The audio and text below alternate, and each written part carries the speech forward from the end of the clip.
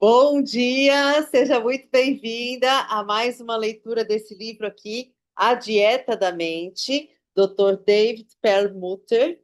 A gente está lendo aqui 15 minutinhos todos os dias. Eu sei que você tem 15 minutinhos. Se é a primeira vez que você está ouvindo esse episódio, está vendo esse episódio aqui no canal, já aproveita. Esse é o terceiro episódio.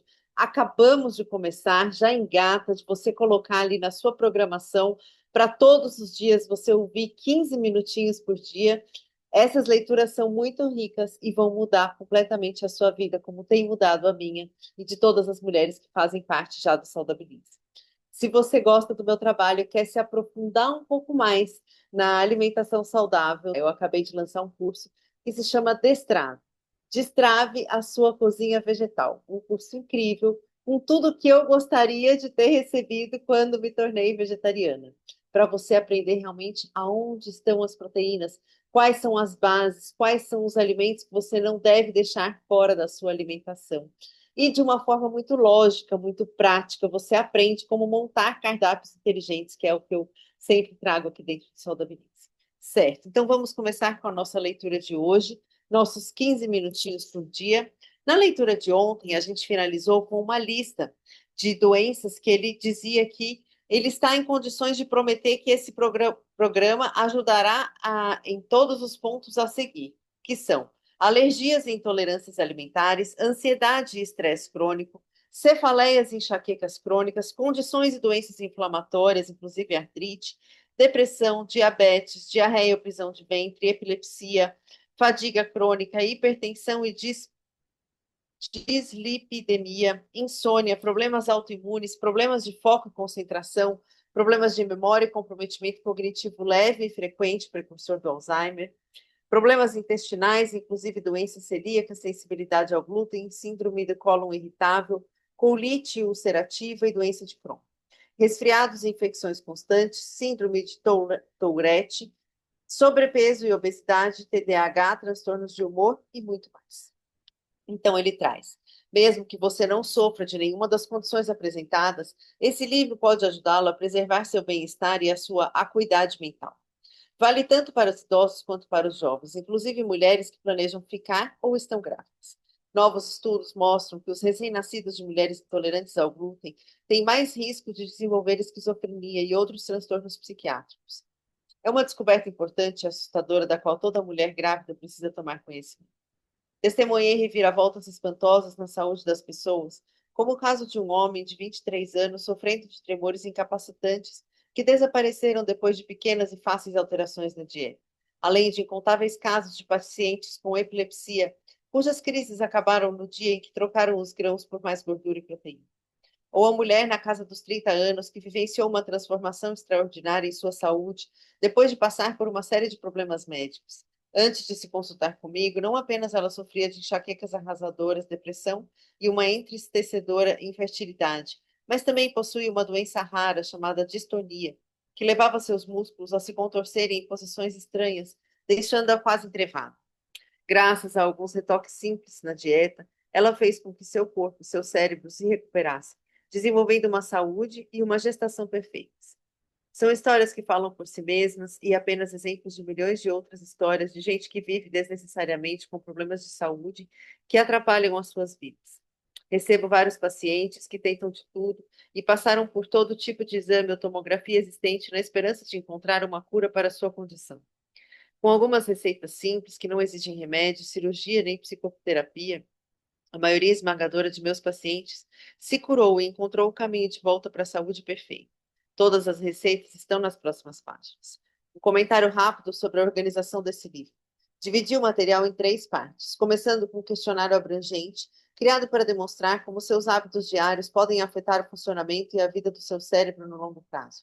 A primeira parte, a verdade sobre o grão integral, leva você para um passeio pelos amigos e inimigos do seu cérebro, dos quais esses últimos o tornaram vulnerável a disfunções e doenças. Virando de cabeça para baixo a tradicional e agora ultrapassada pirâmide alimentar americana, vou explicar o que acontece quando o cérebro encontra ingredientes comuns, como o trigo, a frutose, o açúcar natural encontrado nas frutas e certas gorduras, provando que uma dieta extremamente pobre em carboidratos, mas rica em gordura, é ideal. Estamos falando de não mais que 20 a 25 gramas de carboidratos líquidos por dia, o equivalente a uma porção de fruta fibrosa integral. Também vou prescrever uma rigorosa dieta cetogênica para aqueles que desejam acelerar e maximizar os resultados. Isso pode parecer absurdo, mas vou recomendar que você comece a trocar o seu pão de todas as manhãs por ovos na manteiga. Em breve você passará a consumir mais gorduras saturadas e colesterol e repensar as sessões que frequenta no supermercado. Aqueles que já receberam o diagnóstico de colesterol alto e para quem já foram receitadas estatinas vão tomar um susto. Vou explicar o que realmente acontece em seu corpo e contar como remediar esse problema de uma forma fácil e deliciosa, sem remédios. Em detalhes convincentes, apoiados na ciência, vou apresentar uma nova visão a respeito dos processos inflamatórios, mostrando-lhe que, para controlar essa reação bioquímica, potencialmente fatal, que é a causa central dos problemas cerebrais, sem falar em todas as doenças degenerativas da cabeça aos pés, a sua dieta vai ter que mudar. Vou mostrar como nossas escolhas alimentares podem controlar os processos inflamatórios ao mudar, na prática, a expressão dos seus genes. Ingerir antioxidantes não ajuda tanto quanto você pensa. Em vez disso, temos que comer ingredientes que ativam os próprios e poderosos processos antioxidantes desintoxicantes do corpo. A primeira seção do livro inclui ainda uma exploração das mais recentes pesquisas a respeito da forma como podemos mudar o nosso destino genético e, de fato, controlar os botões principais do nosso DNA. São estudos tão fascinantes que vão inspirar até os sedentários mais fanáticos por fast food. As pesquisas que saíram nos últimos anos são convincentes o bastante para transformar atletas de sofá em corredores de 5 quilômetros. A primeira parte termina com um olhar aprofundado sobre os transtornos psicológicos e comportamentais mais perniciosos, como o TDAH e a depressão, assim como cefaleia. Explicarei como muitos desses casos podem ser tratados sem remédios. Na segunda sessão do livro, Como Curar Seu Cérebro, apresentarei os fundamentos científicos por trás dos hábitos que levam a um cérebro saudável. Isso implica 3 áreas principais: nutrição e suplementos, exercício e sono. As lições aprendidas nessa parte o ajudarão a cumprir meu programa de 1 mês, escrito na terceira parte, Diga Adeus aos Grãos. Ela inclui planejamento de cardápios, receitas e metas semanais. Atualizei muitas receitas, apresentando novos pratos. Se você necessitar de material de apoio e atualização, acesse o meu website, drperlmutter.com. Nele, você terá acesso aos estudos mais recentes, poderá ler meu blog, assistir a meu vlog, The Empowering Neurologist, neurologista empoderador, e as entrevistas com pensadores e cientistas de renome mundial dessa área, além de acessar material que o ajudará a adaptar as informações desse livro às suas preferências pessoais. Alguns dos recursos, por exemplo, lista de produtos que contêm glúten e quantidade de carboidratos de alimentos comuns, também estarão acessíveis online, de modo que você poderá baixá-los facilmente para pregar na cozinha ou na geladeira, como lembrete. Meu site tornou-se destino para todos que querem conhecer ideias novas sobre os tópicos desse livro, assim como compartilhar histórias e aprender com a experiência alheia. Você pode assinar a minha newsletter e seguir as minhas contas em redes sociais como Facebook, Twitter e Instagram, assim como o meu canal do YouTube. O que é exatamente a dieta da mente? Acho que você já faz alguma ideia. Dá para entender melhor voltando no tempo, como se fosse um serviço de utilidade pública à moda antiga. Se você for americano e se acompanhava as propagandas em meados da década de 1980, há de se lembrar de uma campanha antidrogas de grande escala, em que aparecia um ovo numa frigideira, com um cérebro slogan: esse é seu cérebro drogado. Essa imagem penetrante dava a entender que o efeito das drogas sobre o cérebro era como de uma frigideira quente sobre um ovo, fritando, fritando. Isso resume basicamente aquilo que afirma em relação ao efeito do trigo, dos carboidratos, do açúcar refinado sobre o cérebro. Cabe a você então decidir se vai levar a sério tudo isso e dar as boas-vindas a um futuro mais brilhante e livre de doenças. Todos nós temos muito a perder se não dermos ouvidos a essa mensagem e muito a ganhar se dermos. Então, agora a gente começa numa parte aqui que diz autoavaliação. Quais são os seus fatores de risco? Tendemos a pensar nas doenças do cérebro como algo que pode nos atingir a qualquer momento, sem razão aparente, a não ser a falta de sorte ou predisposição genética. Ao contrário das doenças cardíacas que progridem ao longo do tempo devido a uma combinação de certos fatores genéticos e de um modo de vida, problemas cerebrais parecem sobrevir por acaso. Alguns de nós escapam enquanto outros são atingidos. Mas esse pensamento é errado. As disfunções cerebrais, na verdade, nada têm de diferente das disfunções cardíacas. Desenvolve-se ao longo do tempo em decorrência de nosso comportamento e nossos hábitos. A boa notícia é que isso significa que podemos conscientemente prevenir os transtornos de nosso sistema nervoso e até mesmo o declínio cognitivo, mais ou menos da mesma forma que podemos evitar problemas cardíacos, comendo do jeito certo e fazendo exercícios. A ciência atual afirma, na verdade, que muitas das doenças relacionadas ao cérebro, a depressão, a demência, têm uma relação direta com as nossas escolhas de alimentação e comportamento. Apesar disso, apenas uma em cada 100 pessoas atravessará a vida sem qualquer diminuição das faculdades mentais. Quem dirá ou outra dor de cabeça? Quem dirá uma ou outra dor de cabeça? Antes de mergulhar na ciência em que se baseia essa afirmação ousada, de que os transtornos cerebrais muitas vezes refletem uma nutrição inadequada, assim como outras conclusões contestadoras, vamos começar com um questionário simples, que lhe dará uma ideia de quais hábitos podem estar lhe fazendo mal nesse exato momento. O objetivo do questionário é medir os seus fatores de risco atuais para problemas neurológicos, tanto os atuais, que podem se manifestar em enxaquecas, convulsões, transtornos motores e de humor, disfunções sexuais e TDAH, quanto um futuro declínio mental grave. Cada uma das perguntas se baseia nos estudos mais recentes e respeitados. Responda-as da forma mais franca possível. Não leve em conta a relação com doenças do cérebro que as minhas perguntas sugerem. Apenas responda sinceramente, verdadeiro ou falso a cada uma delas. Nos capítulos seguintes, você compreenderá porque eu fiz cada uma dessas perguntas e se sua situação em relação aos fatores de risco. E sua situação em relação aos fatores de risco. Caso você sinta que está no meio entre o verdadeiro e o falso, a resposta mais correta seria às vezes. Então, responda verdadeiro. Tá. Então, aqui, eu quero que você aí na sua casa vai contabilizando o número de verdadeiros que você colocou, tá? Tem sempre você vai marcar verdadeiro ou falso. E aí, então, você vai anotando V e F para depois a gente chegar aqui na contabilização. Então, afirmativa número 1. Eu como pão de qualquer tipo. Verdadeiro ou falso? Eu tomo suco de frutas de qualquer tipo. Verdadeiro ou falso? Eu como mais de uma porção de fruta diariamente. Verdadeiro ou falso? Eu troco o açúcar por xarope de agave ou adoçante. Verdadeiro ou falso? Eu fico ofegante todos os dias ao caminhar. Verdadeiro ou falso? Meu colesterol é inferior a 150. Verdadeiro ou falso? 7. Tenho resistência à insulina ou diabetes. Verdadeiro ou falso? 8. Tenho sobrepeso. Verdadeiro ou falso? 9. Como massas, biscoitos e doces. Verdadeiro ou falso? 10. Tomo leite. Verdadeiro ou falso? Não me exercito regularmente. Verdadeiro ou falso? Tenho histórico familiar de problemas neurológicos. Verdadeiro ou falso? 13. Não tomo suplemento de vitamina D. Verdadeiro ou falso? 14. Evito ingerir gordura. Verdadeiro ou falso? 15. Eu tomo estatinas. Verdadeiro ou falso? Eu evito alimentos ricos em colesterol. Verdadeiro ou falso? Eu tomo refrigerantes, diets ou normais. Verdadeiro ou falso? Eu não tomo vinho. Verdadeiro ou falso? Eu tomo cerveja. Verdadeiro ou falso? Eu como cereais de qualquer tipo.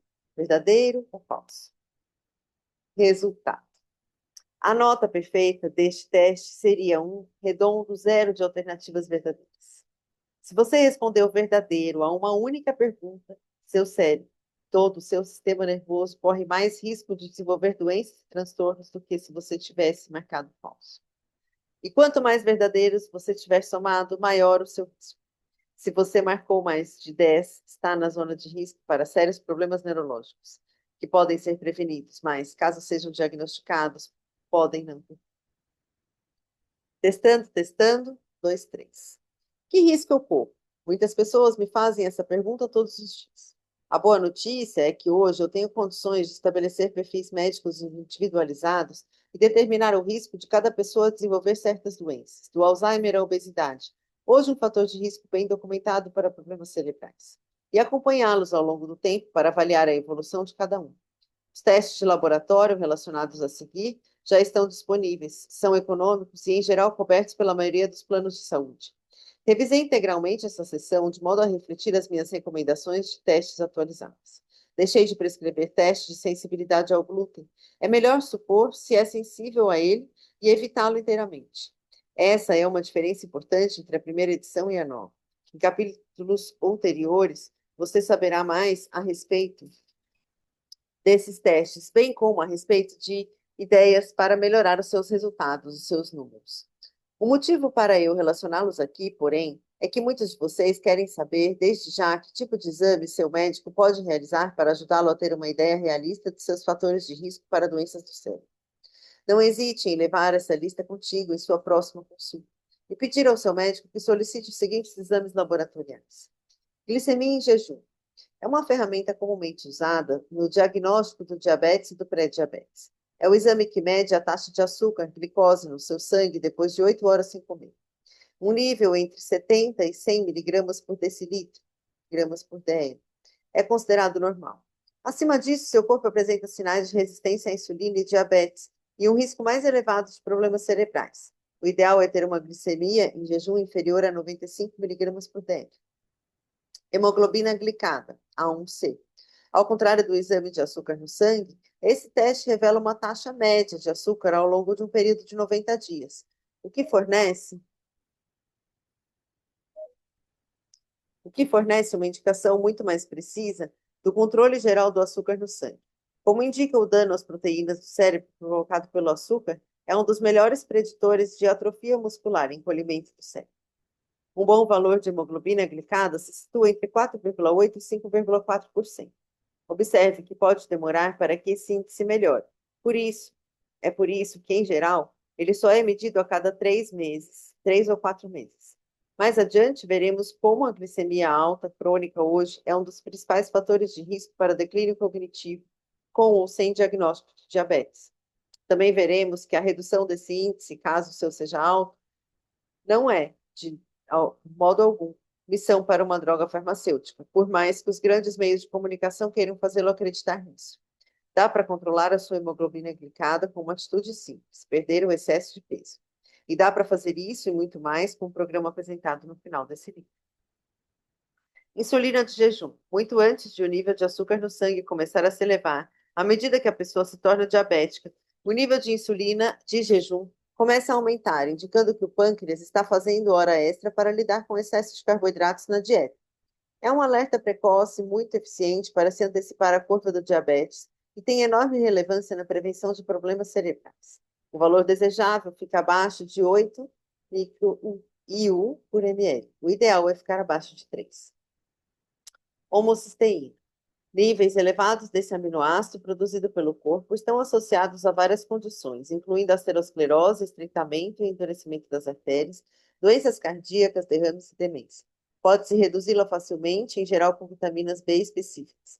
Ter um nível de homocisteína de apenas 14 micromol por litro, valor que muitos pacientes meus excedem no primeiro exame, foi considerado pelo New England Journal of Medicine como estando associado a um risco duplicado de Alzheimer. O nível elevado de homocisteína é qualquer número acima de 10 micromol no sangue. Embora a relação entre altos níveis plasmáticos de homocisteína, HCY, e maior risco de Alzheimer tenha sido motivo de controvérsia no passado, hoje meta-análises recentes de estudo bem elaborados, publicados em 2015 e 2016, demonstram a relação causal entre a homocisteína plasmática total e o risco de Alzheimer, exigindo investigação mais aprofundada. Também mostram um padrão entre pacientes de Alzheimer, em que esses possuem HCY elevado e níveis baixos de duas vitaminas B em particular, ácido fólico e B12.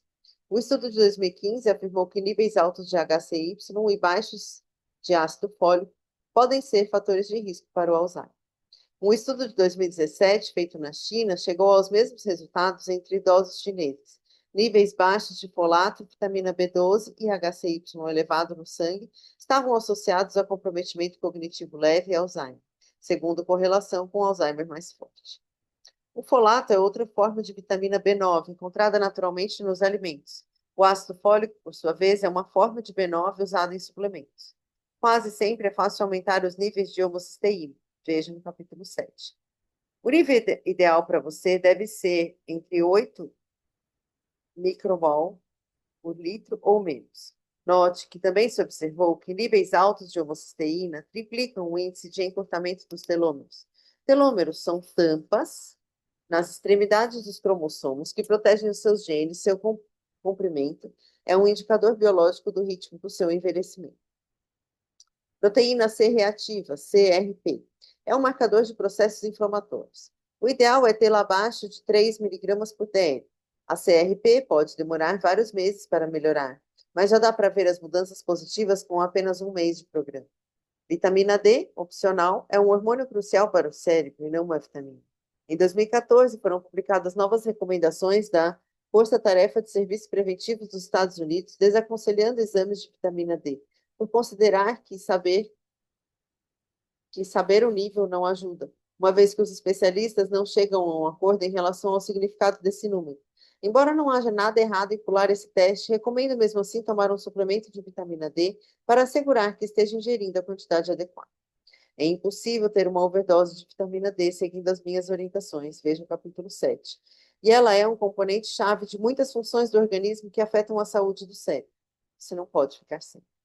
Mesmo que você opte por não realizar esses exames agora, uma compreensão geral deles e de seu significado pode ajudá-lo a aderir aos princípios desse livro. Farei referência a esses exames e o que eles implicam ao longo de todo o texto. Certo. Paramos, então, essa nossa leitura por aqui hoje. A gente já vai começar amanhã a leitura na parte 1, página 41. Então, novamente, quero aproveitar aqui o momento para te fazer um convite para você vir participar desse meu curso muito incrível, Destrave Sua Cozinha Vegetal. O melhor curso que eu já fiz na vida, que mais tenho orgulho de ter gravado esse curso, com todo o passo a passo, com 9 aulas, com muita cautela, que eu vou te explicando, te dando muitos exemplos sobre exatamente os bastidores de uma cozinha prática. Porque muita gente acha que cozinha prática é fazer marmita congelada. Mas será mesmo que a marmita é uma solução ou é uma prisão que acaba te prendendo, deixando sempre presa naqueles mesmos pratos? Existem outras formas e outros conceitos que eu aprendi, inclusive, trabalhando em restaurantes 2 estrelas Michelin, que eu compartilho com você nesse curso.